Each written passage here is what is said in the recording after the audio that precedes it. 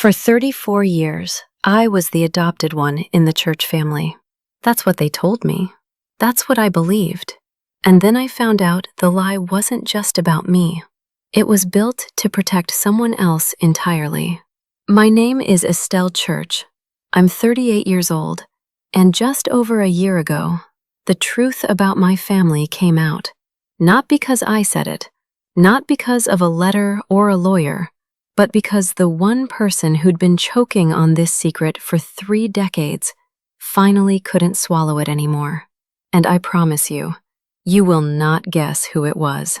Now, hit subscribe and tap that like button, because this one's going to stay with you.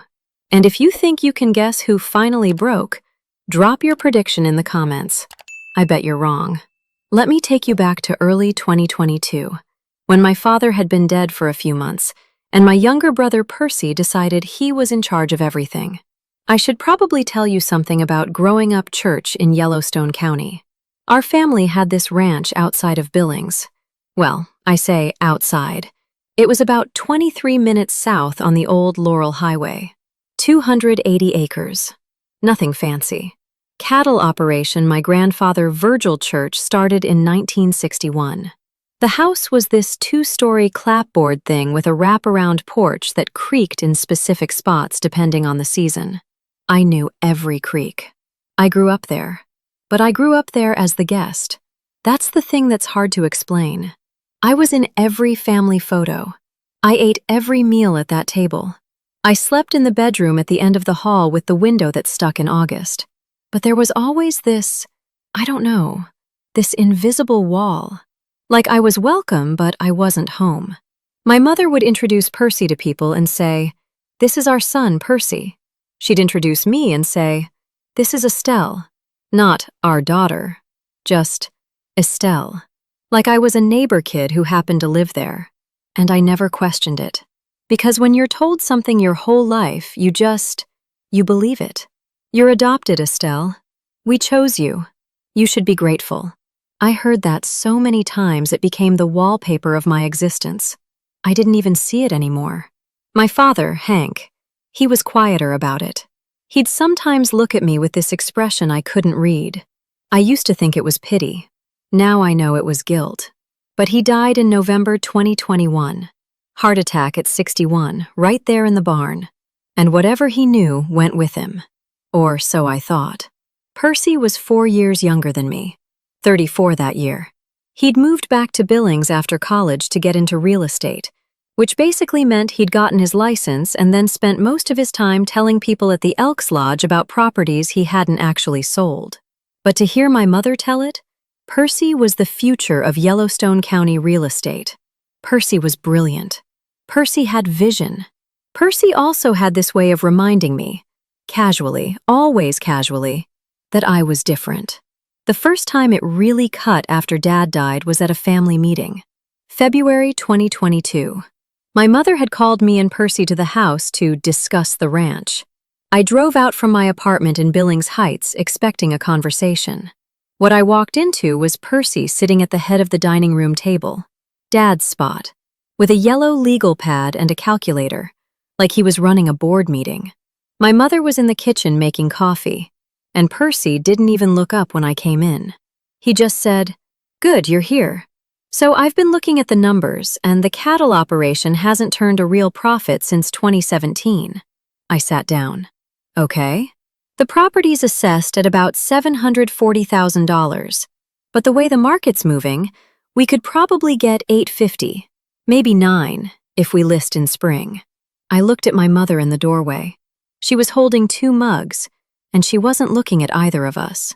"You want to sell the ranch?" I said. Percy finally looked up. He had this expression.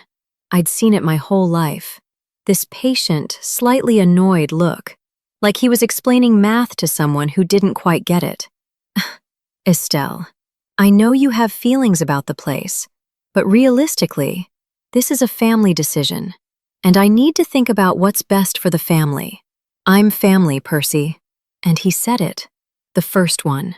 He set his pen down and gave me this tight little smile and said, "You're family because Mom and Dad made a generous choice 38 years ago. But this land? This has been church land since Grandpa Virgil, and I think decisions about church land should stay with church blood." He said it like he was being reasonable, like he was just stating a fact. My mother said nothing. She set the coffee down and went back to the kitchen. That was February. By March, Percy had contacted a real estate attorney about the estate without telling me. I only found out because I ran into the attorney's assistant, a woman named Deborah, at the Albertsons on Grand Avenue. She said, "Oh, Estelle, I didn't realize you weren't part of the consultation." I wasn't. By April, Percy had started having weekly dinners at the ranch with my mother. Just the two of them. He'd call them family dinners. I found out about them from my Aunt Greta, my mother's sister, who mentioned it on the phone like I already knew. I didn't. And by May, Percy had convinced my mother to sign a preliminary agreement giving him power of attorney over the ranch operations. He was 34 years old, hadn't worked a single day on that ranch, and he was making decisions about fencing contracts and hay suppliers. Meanwhile, I'd helped my dad with calving season every spring since I was 16. But I was the adopted one, so none of that counted. Here's the thing about being told you're adopted in a family where adoption meant you were second tier. You spend your whole life performing gratitude. You never ask for too much. You never claim too much. You say thank you for Christmas presents other kids just expect. You help with chores not because you want to, but because you're terrified of confirming whatever they already think about you. And you build your own life somewhere else, quietly, without asking anyone's permission. I became a park ranger because I loved the land more than the people on it. Started at Custer Gallatin in 2008, right out of Montana State. Worked my way up to district ranger by 2019.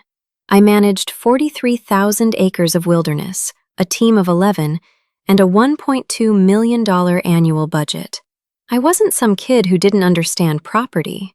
I understood it better than Percy ever would. But in the church family, my career was a cute little hobby. Mom would tell her friends at church, "Estelle works outdoors like a parks job or something." Percy once said at Thanksgiving, in front of 8 people, "Estelle basically goes camping for a living." Everyone laughed. I smiled. That's what you do. The only person who ever seemed uncomfortable with how I was treated was Aunt Greta. She lived about 40 minutes north in Roundup. Small town, maybe 1,800 people. She was a retired school bus driver, divorced, lived alone with 2 dogs. And she had this habit of watching. Not saying anything, just watching.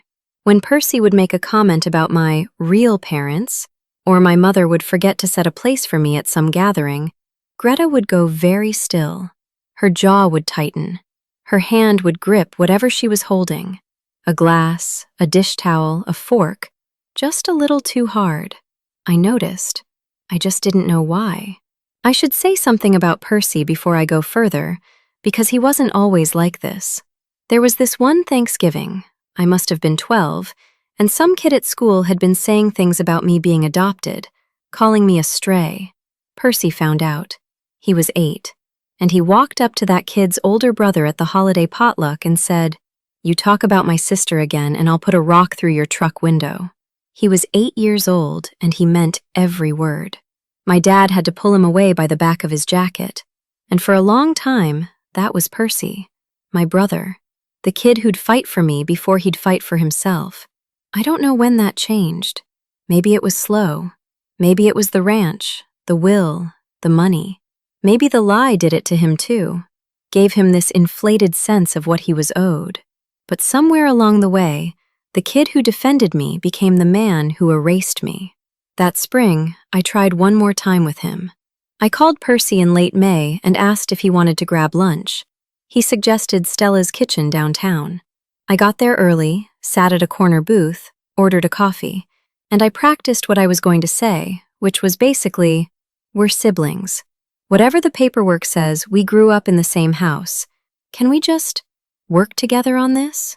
He showed up 20 minutes late, sat down, ordered without looking at the menu, and spent the first 15 minutes on his phone.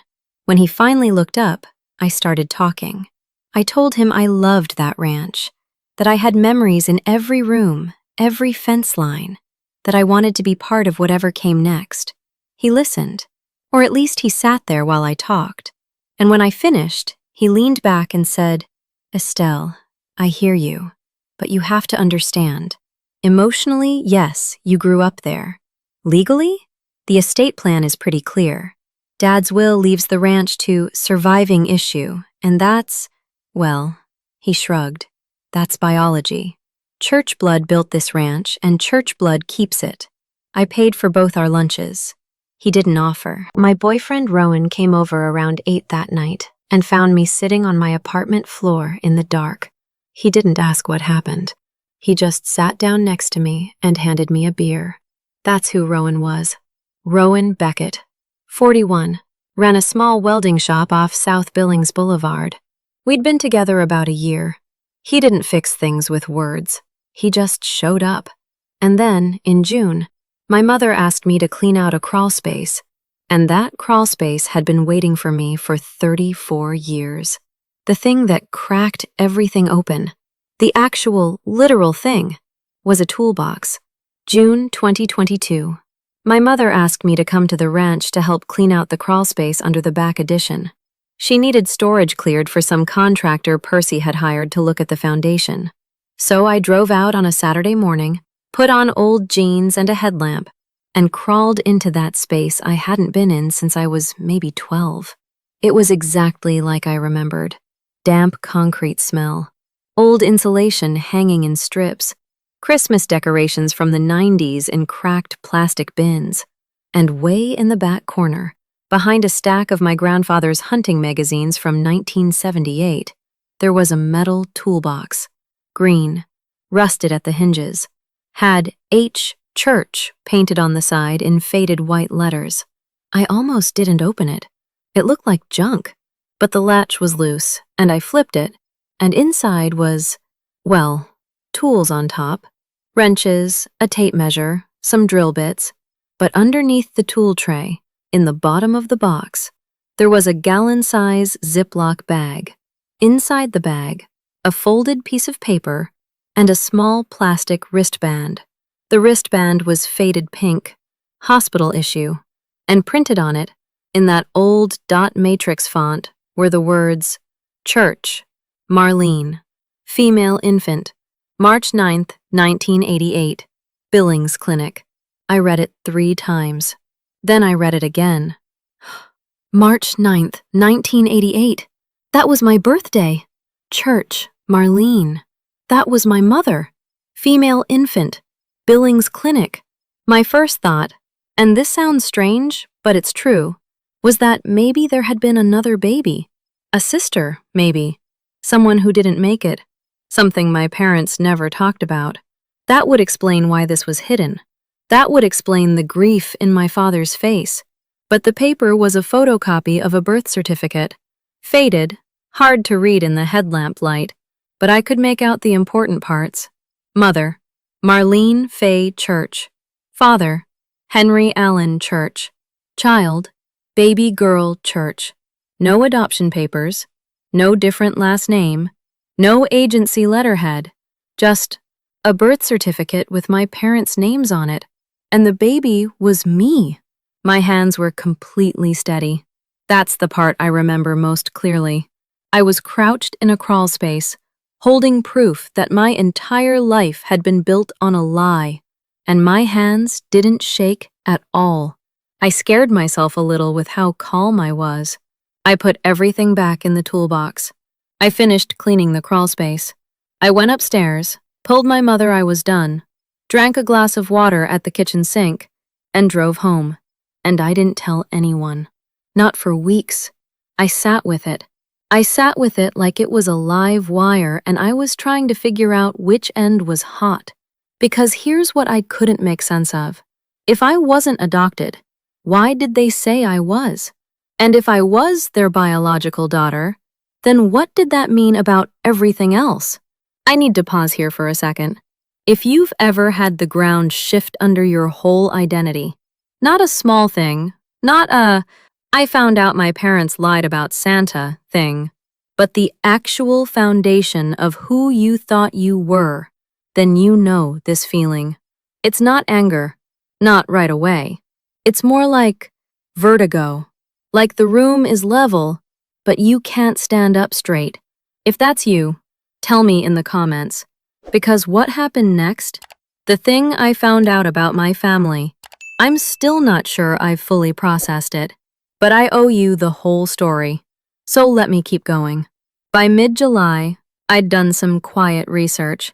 County records, hospital records. You can request your own birth records from Billings Clinic with proper ID. And I did. What came back matched the photocopy exactly. Marlene and Hank Church. Biological parents. Live birth.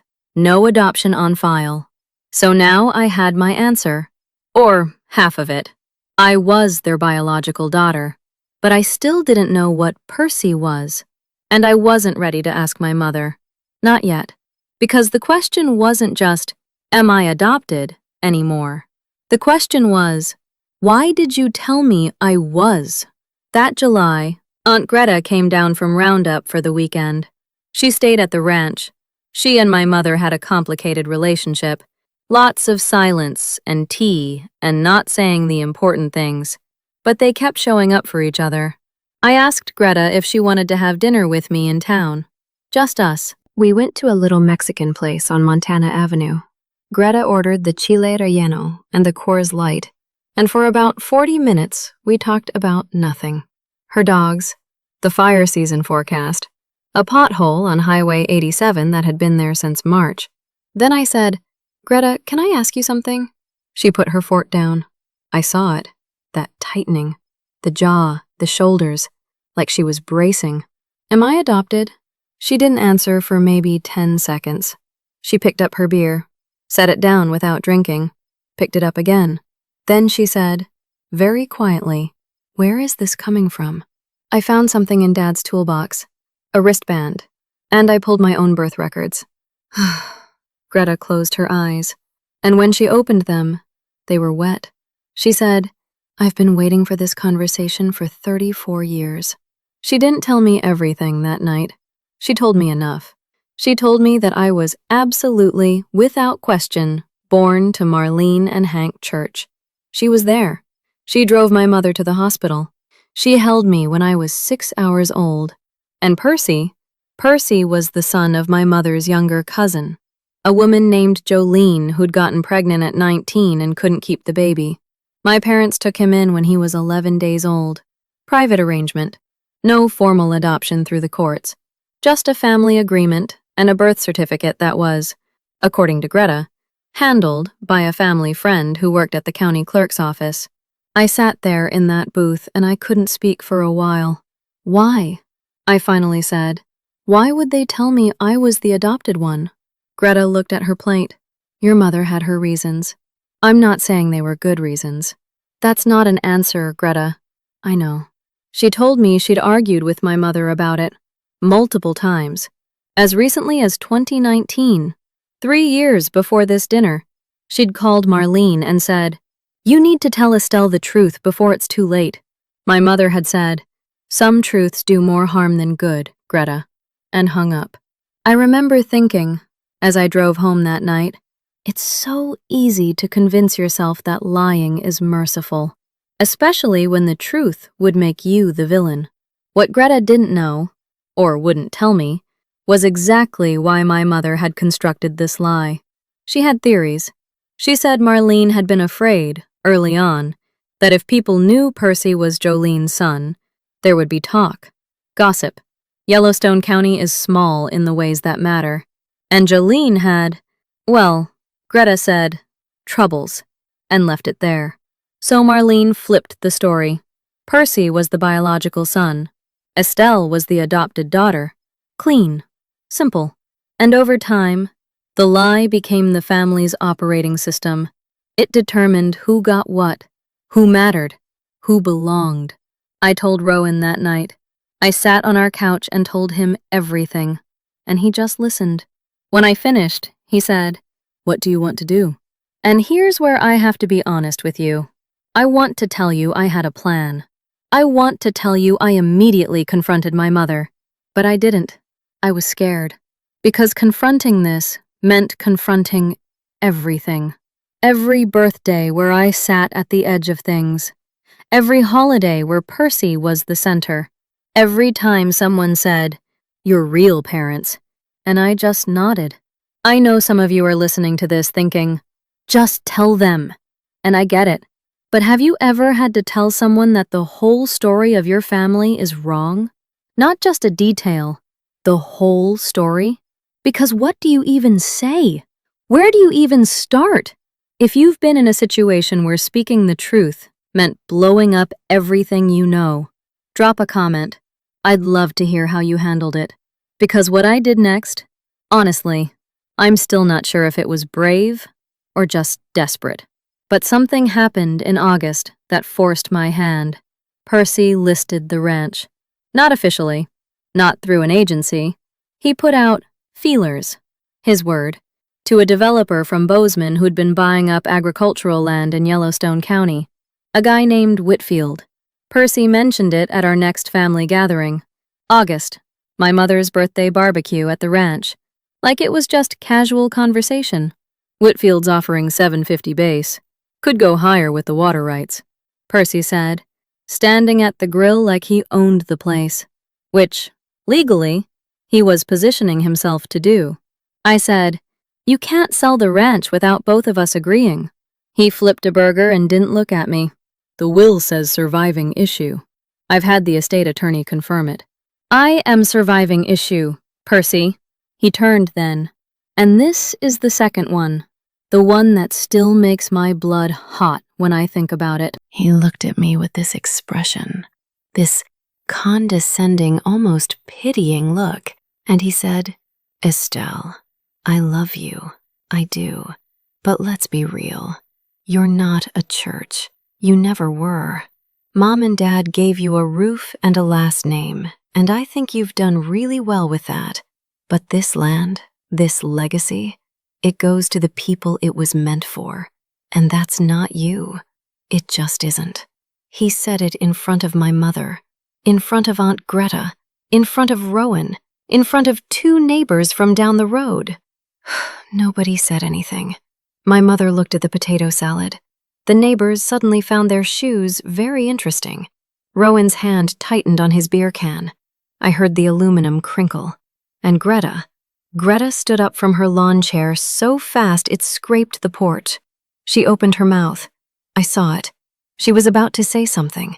And then she looked at my mother, and my mother gave her this tiny, almost invisible headshake, and Greta sat back down. That silence. That coordinated, practiced silence. That's the thing that finally made me angry. Not at Percy. I'd been angry at Percy for months. At my mother. At Greta. At this whole system that had decided the truth was too expensive to tell. Rowan and I left the barbecue early. As we walked to the truck, Rowan said, quietly, so only I could hear, "How does he say that to you and nobody in your family says a word?" I didn't have an answer. I still don't. I told Rowan I needed to drive. I took the truck out past Laurel, past the refinery, all the way to the Stillwater River turnoff, parked on the gravel shoulder and sat there until the sky went dark. September was worse. Percy accelerated everything. He had the estate attorney, a guy named Fletcher Denham, draft a proposed distribution that gave Percy 85% of the ranch's value and offered me a $111,000 gratitude settlement. That's what the document called it. A gratitude settlement. For the adopted daughter who'd been so generously included. I got the letter on a Tuesday. I read it standing at my mailbox at 4:15 in the afternoon. $111,000 for 38 years. For every calving season. For every fence I mended. For every Christmas where I sat at the corner of the table. For my father's face when he looked at me with that expression I now knew was guilt. I called Aunt Greta that night. She picked up on the first ring, like she'd been waiting. "He's trying to settle me out for $111,000. I said, "I know. You need to tell me everything, Greta. Not theories.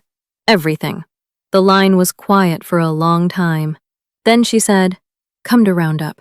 Come this weekend. And bring whatever you found in that toolbox. I drove to Roundup that Saturday. October now.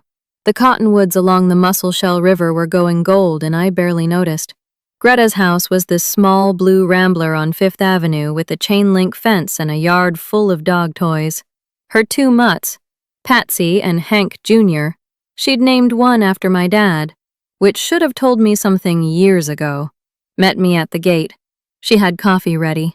We sat at her kitchen table, Formica top, same one she'd had since I was a kid, and she told me the full story. I held you when you were 6 hours old, Greta said. Her hands were wrapped tight around her mug. You were so small, and your mother, she looked at you and she was happy, genuinely happy. That's what kills me. She was happy. She stopped, stared at the table for a while. Then she said, this was March of '88. Your mother was 25, married to Hank for 3 years. Normal pregnancy, 7 pounds 11 ounces. I have a photo. Hang on. She got up, opened a drawer in the hallway, came back with a worn snapshot. Me, hours old, in my mother's arms.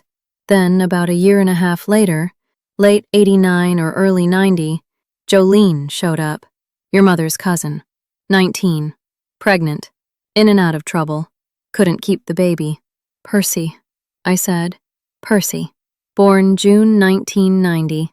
Your parents took him at 11 days old. Greta kept going back to Jolene, how young she was, how she begged Marlene not to tell anyone. She was ashamed.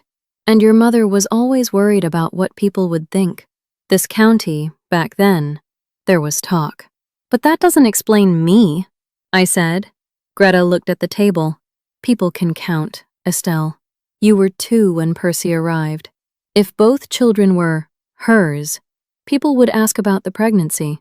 She wasn't showing. She wasn't, and she panicked.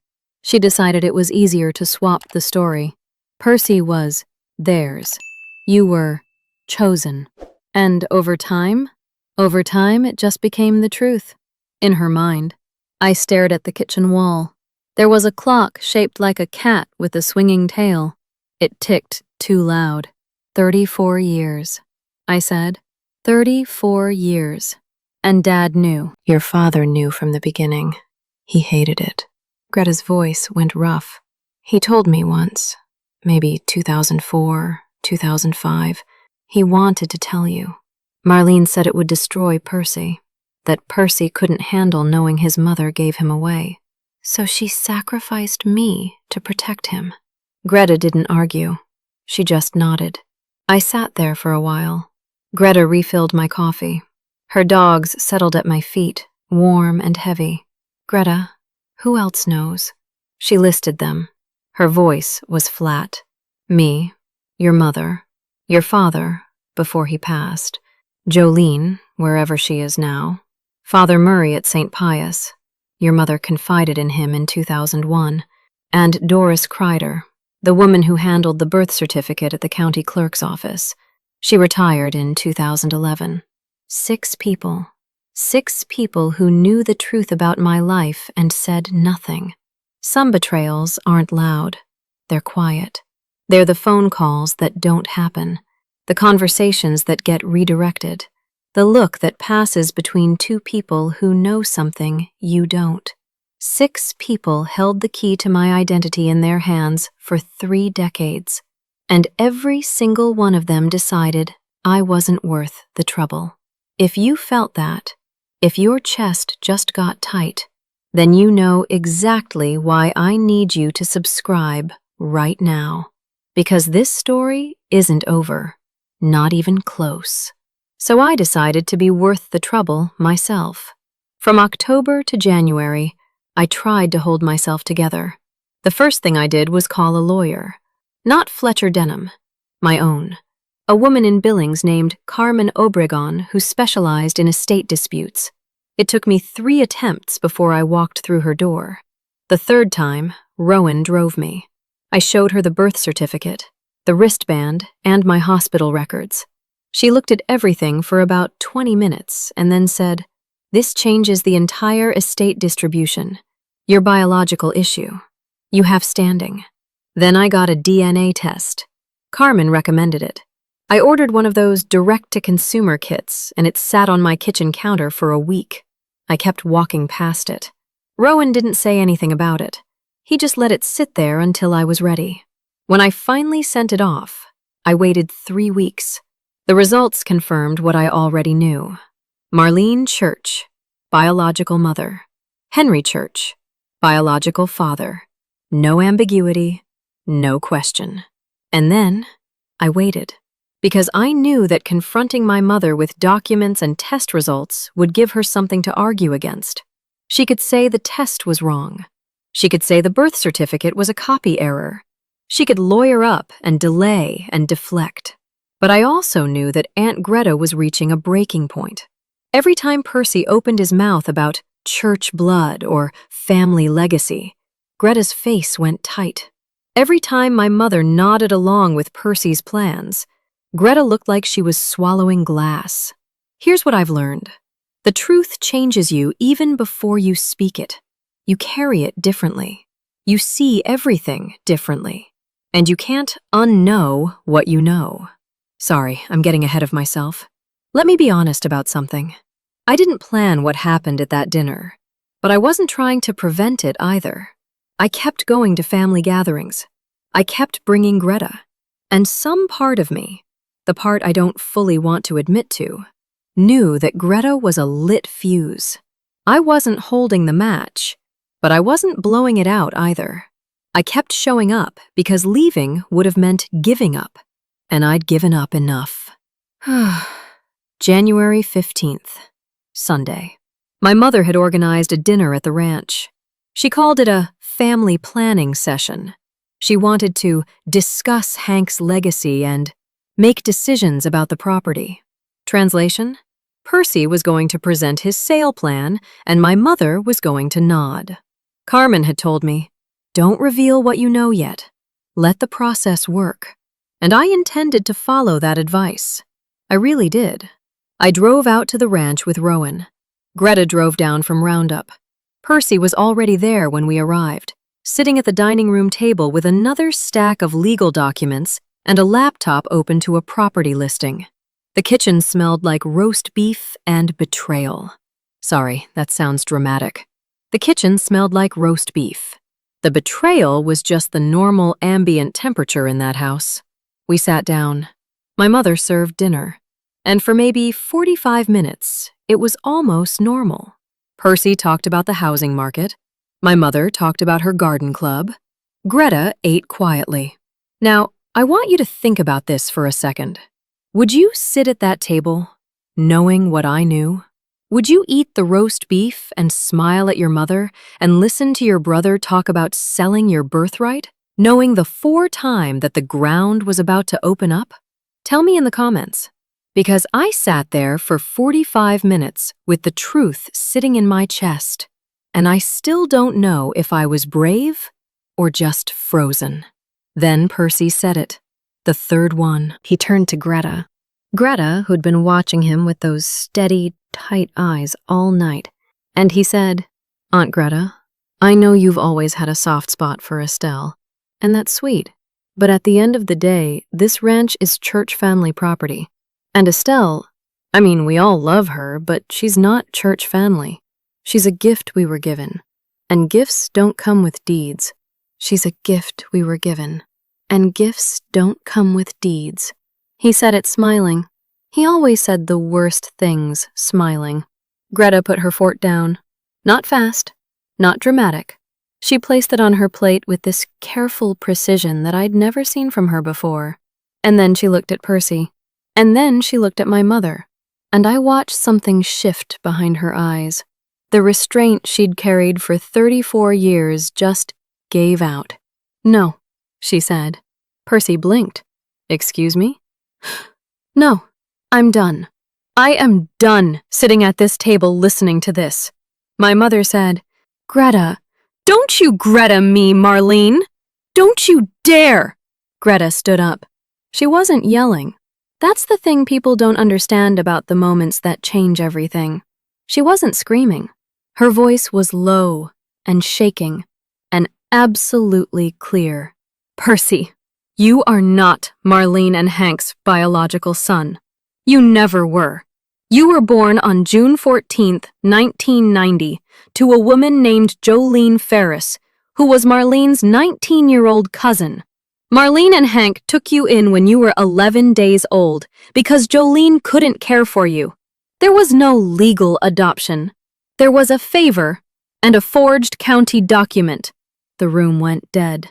Somewhere in the kitchen, a glass that Marlene had set too close to the edge of the counter slid off and shattered on the tile. Nobody moved to clean it up. Percy laughed. It was this short, confused laugh. The sound of someone hearing something so impossible their brain just rejects it. What are you talking about? That's insane. You don't get to talk right now, Greta said. Percy started to say something else, and Greta's hand came down flat on the table. I said no. Her hands were flat on the table, and her eyes were wet, but her voice held. I drove Marlene to Billings Clinic on March 8th, 1988. I sat in that waiting room for 14 hours. I held Estelle when she was 6 hours old. I have a photograph. She was born in room 214 at 3:47 in the morning, 7 pounds, 11 ounces, to Marlene Faye Church and Henry Allen Church, their only biological child. I sat in this kitchen in 1992 and begged your mother to tell the truth. I called her in 2001 and begged her again. In 2009, in 2014, in 2019. 6 times, Marlene. 6 times I asked you to stop lying to your own daughter. And every single time, you told me it would hurt Percy. That it would hurt Percy. She turned to me. Your father wanted to tell you. He came to my house in 2005, sat right at my kitchen table, and said, I can't look at her anymore, Greta. Not like this. And Marlene talked him out of it. She always talked him out of it. My mother was frozen.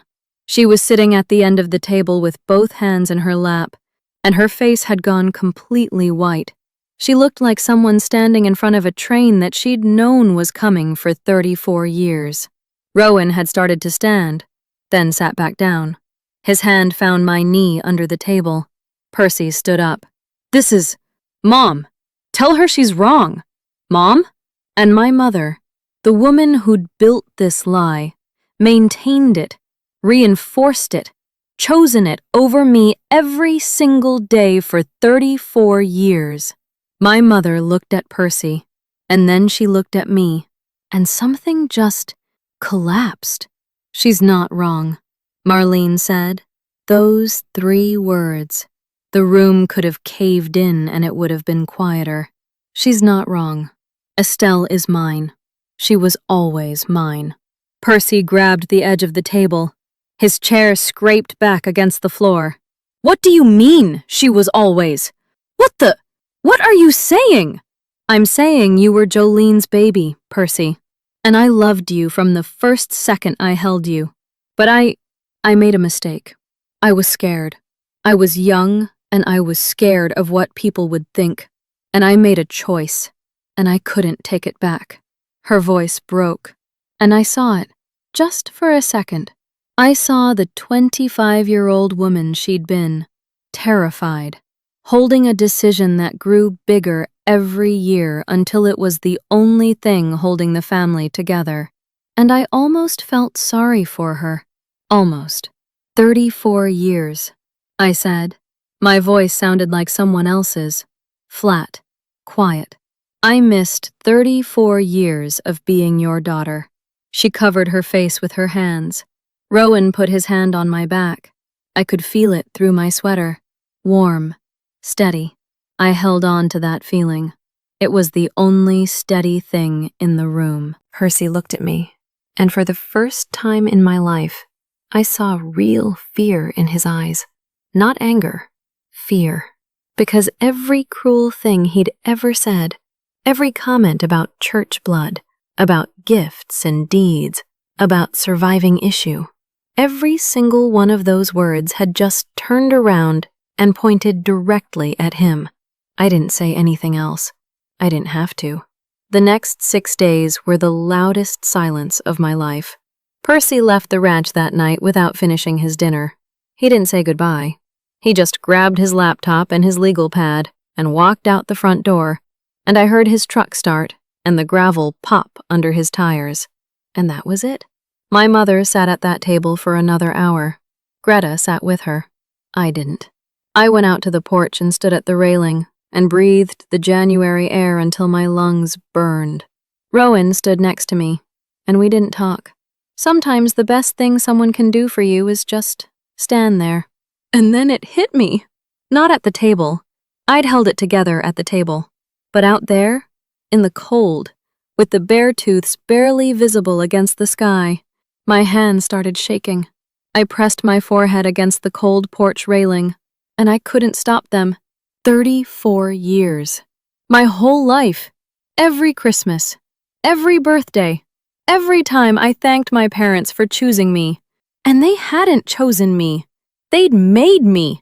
They'd made me and then told me I was the one who didn't belong. I cried. Quietly. The way you cry when you're not sure you're allowed to. Rowan put his arm around me, and I let him hold the weight of it for a minute. Then I wiped my face and straightened up, because that's what you do when you've spent 34 years practicing composure. By Wednesday, Carmen Obregon had filed a motion to contest the estate distribution, the DNA results, the birth records, the hospital wristband. It was all included. Fletcher Denham, Percy's estate attorney, called Carmen's office that afternoon and asked if there was room for a conversation. Carmen said, "The conversation is happening in probate court." Percy contested it. Of course he did. His attorney filed a response claiming the birth certificate evidence was inconclusive and requesting an independent DNA analysis. For about 2 weeks, it looked like this might drag on for months. Carmen told me to prepare for a long process. I barely slept. Then the independent lab confirmed what the first test had shown, and Fletcher Denham stopped returning Percy's calls. By that Friday, the news had started moving through Billings the way news moves in a place like that. Not in headlines, but in whispers. At the coffee shop on Broadway, at the post office, in the Albertsons parking lot, people I'd known for 20 years were looking at me differently. Not with pity anymore, with something else, like they were recalculating. The following Monday, I got a call from Doris Kreider, the retired county clerk who'd handled Percy's birth certificate back in 1990. She was 78 now, living in assisted care in Laurel. She said, "Estelle, I've carried this for a long time. I'd like to make a statement if it helps." It helped. By February, the probate case was moving. Carmen presented the biological evidence. Percy's attorney requested his own DNA test, and the results confirmed what Greta had said. Percy was not the biological child of Marlene and Hank Church. I'll tell you the moment that landed hardest. It was in Carmen's office, 3 weeks after the dinner. Percy and I were both there. Separate meetings, but our times overlapped. He was coming out as I was going in. He stopped in the hallway. We were maybe 4 feet apart. He looked different, smaller somehow. The confidence was gone. That easy, proprietary confidence that had let him sit at our father's chair and divide up someone else's life. He said, "Did you know? Before that night? Did you already know?" "Yes." "How long?" "Since June." He stared at me. "You sat at that barbecue in August. You sat there while I said those things. And you knew." "Yeah, Percy. I sat there. The way I sat through 34 years of being told I didn't belong in my own family." He didn't respond. He just turned and walked out. I don't feel good about that exchange, exactly. It wasn't triumphant. It was just true. And sometimes the truth just sounds like 2 people who don't know how to be siblings standing in a hallway with nothing left to pretend about. The ranch. Let me tell you about the ranch. The probate court ruled in April 2023. Based on the biological evidence and the original will language, surviving issue, the court determined that I, Estelle Faye Church, was the sole biological heir of Henry Allen Church. The estate distribution was restructured. I received the ranch, the acreage, the water rights, and the operational assets. Percy received a fair settlement, not a gratitude settlement, just a standard non-biological dependent provision, about $165,000. My mother contested nothing. She signed every document Carmen put in front of her. I think by that point, she was relieved. The lie had been the heaviest thing she carried, and someone had finally taken it from her. Percy and I didn't speak for 5 months. I heard through Greta that he'd taken the settlement, moved to Bozeman, and was working with a property management firm there. I also heard, and this is the part that still catches in my throat, that he'd started looking for Jolene, his biological mother. I don't know if he found her. The ranch itself needed work. 14 months of Percy's management had left some things in rough shape.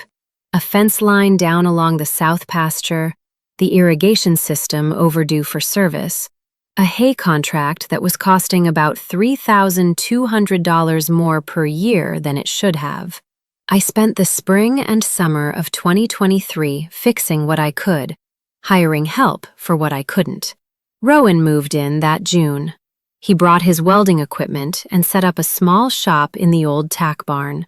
Saturday mornings, I'd come downstairs and he'd already be out there, radio going, dogs circling his boots. It was such a simple thing, hearing someone work on the property because they chose to be there, not because of blood, not because of documents, because of want. Aunt Greta started coming down more often. Every other weekend, sometimes every weekend, she'd sit on that porch with her coffee and her dogs, and she'd talk to me the way she'd always wanted to, openly, without the wall. She told me stories about my father that I'd never heard, about the time he drove to Roundup at midnight because Greta's car broke down, about how he used to sing, badly, while working the cattle, about the way he looked at me when I was small, before the lie had hardened into something nobody could move. One afternoon in August, Greta and I were sitting on the porch, and she said, "You know, your dad kept that toolbox in the crawl space on purpose." I looked at her. "He couldn't tell you himself. Your mother wouldn't let him. But he put those things where he knew you'd eventually find them. That was Hank. He couldn't say it out loud, so he left it where you could see it." I didn't cry. I just sat there and let that land. My father, who couldn't fight my mother's lie while he was alive, had fought it the only way he could. A wristband, a birth certificate, a green metal toolbox with his name on it, tucked behind magazines from 1978, waiting for me. It's March now, a Tuesday. I'm sitting on the porch, same railing, same creak in the third board from the left. There's coffee in my hand, and Rowan's truck is idling by the barn, and the Beartooth Range is doing that thing it does in early spring, where the peaks are still white, but the foothills are just starting to green. My mother and I are, well, we're something. We're not what we were, and we're not what I wish we were. She calls every Sunday. I answer most of the time. Last month, she said, "My daughter," for the first time in my memory. She said it casually. She was talking to someone at the hardware store while I was there, and she said, "My daughter Estelle is handling the ranch now."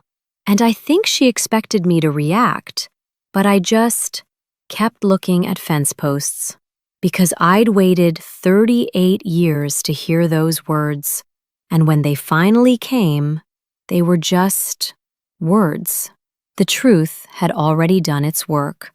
Percy called me in January. First time since the hallway. He didn't say much. He asked how the ranch was. He asked about the south fence.